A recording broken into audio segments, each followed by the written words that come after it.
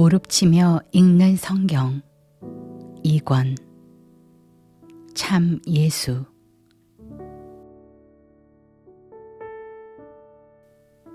제1부 세상 윤리와 성경 말씀.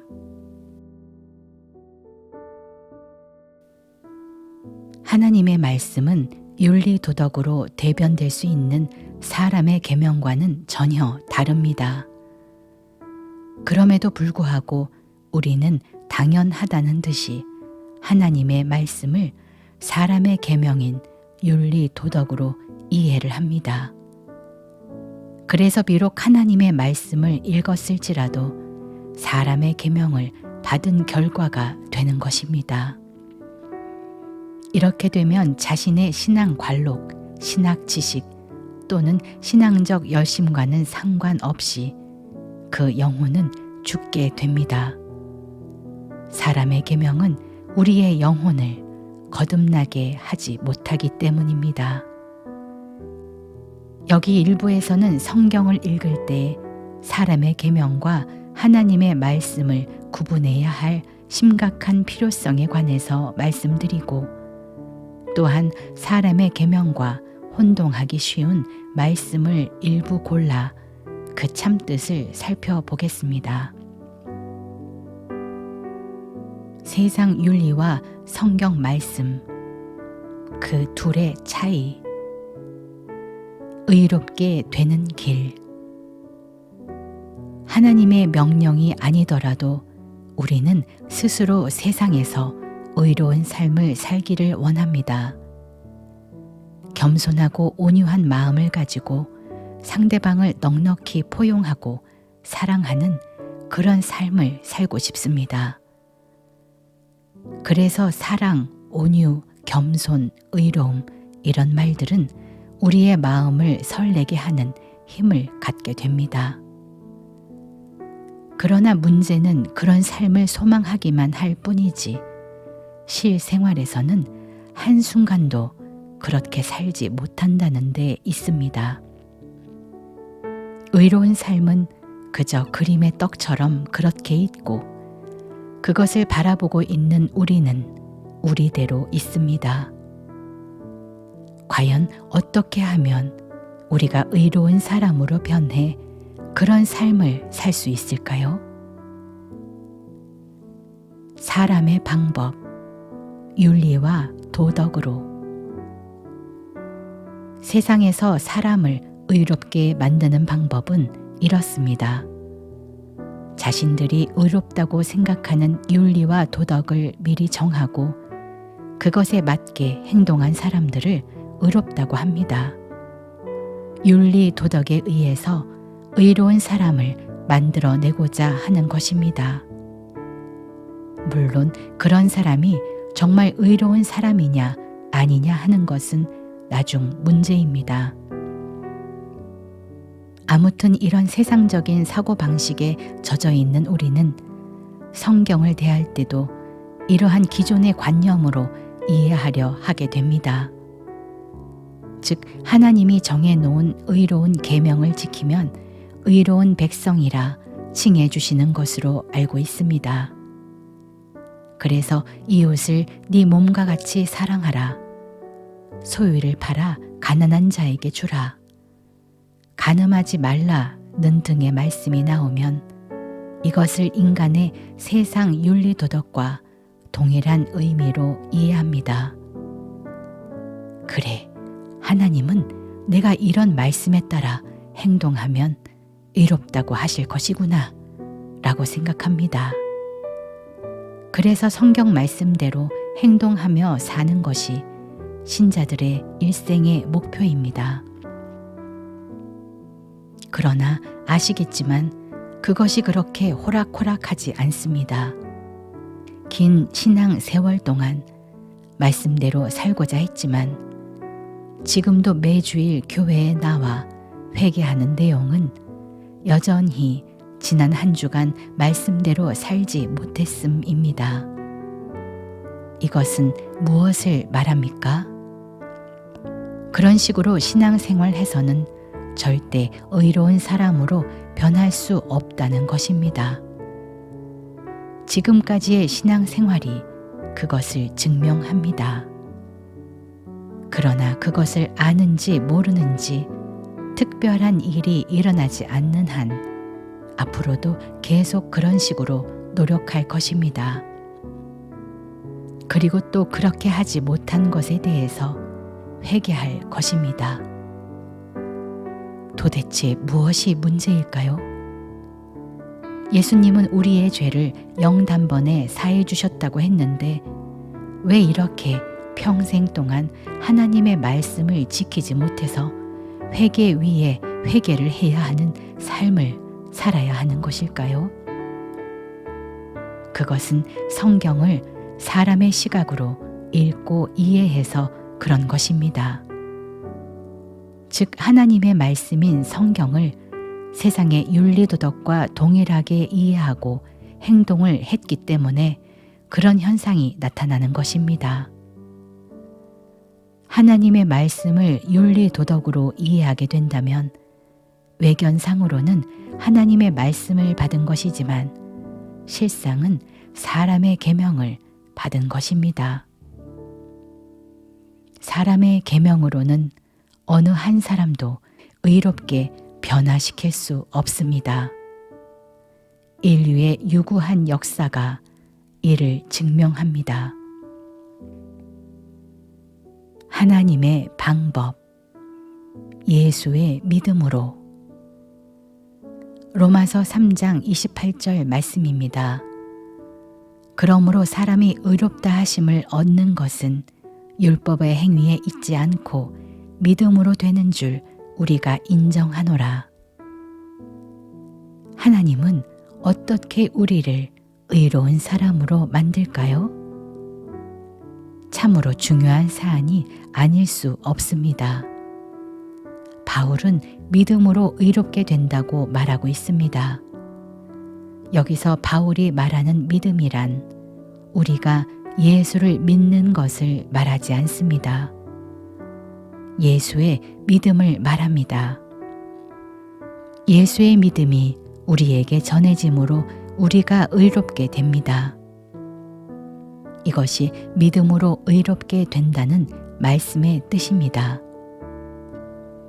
그럼 예수의 믿음은 어떻게 오게 되는 것일까요? 일반적으로 우리는 마음을 굳게 하면 이 믿음을 가질 수 있다고 생각합니다. 그래서 흔들리지 않는 굳센 믿음을 가지기 위해서 마음을 다지고 또 다집니다. 그러나 믿음은 신념이 아닙니다. 믿음은 예수의 생명입니다. 생명은 내가 무엇을 한다고 해서 얻어지는 것이 아닙니다. 나아야 합니다. 내가 삶 속에서 예수를 만나게 되면 내 안에 그분의 생명이 잉태가 됩니다.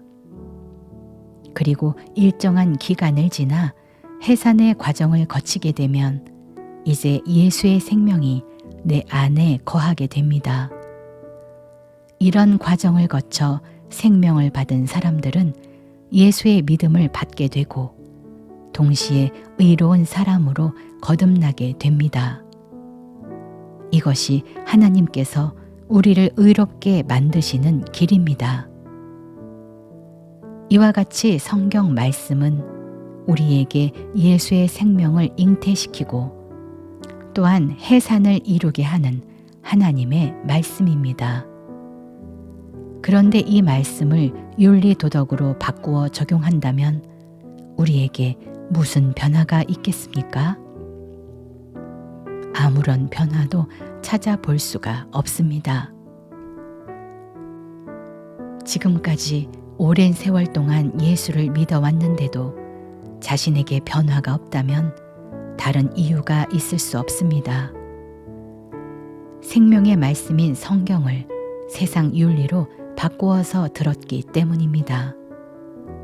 이렇게 예수 믿는 것은 다른 예수를 믿는 것입니다. 물론 그곳에는 구원이 있을 수 없습니다. 다른 세상, 다른 법, 중첩된 두 다른 세상, 우리가 살고 있는 이 세상에는 두 나라가 중첩되어 존재합니다. 하나는 눈에 보이고 손에 잡히는 이 세상이고 다른 하나는 보이지 않는 영원한 나라입니다. 성경에서는 보이는 나라를 세상이라고 말하고 보이지 않는 나라를 하나님의 나라라고 합니다. 보이는 세상은 유한하고 보이지 않는 하나님의 나라는 영원합니다. 보이는 세상이 유한하다 함은 우리 육신의 몸이 유한하여 언젠가는 이 세상을 떠나서 하나님 앞에 서야 한다는 의미입니다. 한편 하나님의 나라는 꼭 육신의 죽음을 맞아야 갈 수 있는 곳이 아닙니다. 이 세상과 중첩되어 지금 여기에 존재합니다. 고린도후서 4장 18절 말씀입니다. 우리의 돌아보는 것은 보이는 것이 아니요 보이지 않는 것이니 보이는 것은 잠깐이요 보이지 않는 것은 영원함이라. 요한일서 2장 17절 말씀입니다. 이 세상도 그 정욕도 지나가되 오직 하나님의 뜻을 행하는 이는 영원히 거하느니라. 이와 같이 이 세상에는 보이는 나라와 보이지 않는 나라, 이 둘이 동시에 존재합니다. 그 둘은 세상과 하나님의 나라입니다. 두 다른 법. 나라가 다르면 그것을 유지하는 법도 다릅니다. 보이는 세상을 움직이고 운영하는 것은 인간들이며 그들은 세상을 유지하고 지탱하기 위하여 인간의 법을 만듭니다. 그 법은 더 확장되어 윤리도덕의 모습을 띠게 됩니다. 세상 권세자들은 모든 수단과 방법을 동원하여 윤리도덕에 합당한 행동을 독려하고 그의 최고의 가치를 부여합니다. 그래야 자신들의 세상이 유지되고 원활하게 돌아가기 때문입니다. 이에 반하여 보이지 않는 하나님의 나라는 생명의 원리에 의해서 움직입니다. 바울은 이 두 다른 나라를 움직이는 각기 다른 법에 관하여 다음과 같이 말합니다. 로마서 8장 1절 2절 말씀입니다. 그러므로 이제 그리스도 예수 안에 있는 자에게는 결코 정죄함이 없나니 이는 그리스도 예수 안에 있는 생명의 성령의 법이 죄와 사망의 법에서 너를 해방하였음이라. 이 세상은 인간이 만든 죄와 사망의 법에 의해 유지되고 하나님의 나라는 생명의 성령의 법에 의해 유지됩니다. 성경은 하나님의 말씀으로서 하나님 나라에 상관된 계명입니다. 인간 세상을 세우기 위한 세상법이 아닙니다. 그러므로 하나님 나라에 관한 성경 말씀을 세상의 윤리도덕을 세우는 내용으로 읽고 적용한다면 크게 잘못하고 있는 것입니다. 이것은 마치 미국 사람에게 한국 법을 끌어다가 적용하는 것과 같습니다. 같은 맥락에서 성경은 예수에 관한 기록입니다. 예수는 이 세상을 잘 다스리고 굳게 세우기 위해서 오신 분이 아닙니다. 그것은 세상 임금들이 할 일입니다. 예수님은 보이지 않는 하나님의 나라를 우리에게 주러 오셨습니다. 요한복음 18장 36절 말씀입니다. 예수께서 대답하시되 내 나라는 이 세상에 속한 것이 아니라 만일 내 나라가 이 세상에 속한 것이었다면 내 종들이 싸워 나로 유대인들에게 넘기우지 않게 하였으리라. 이제 내 나라는 여기에 속한 것이 아니니라.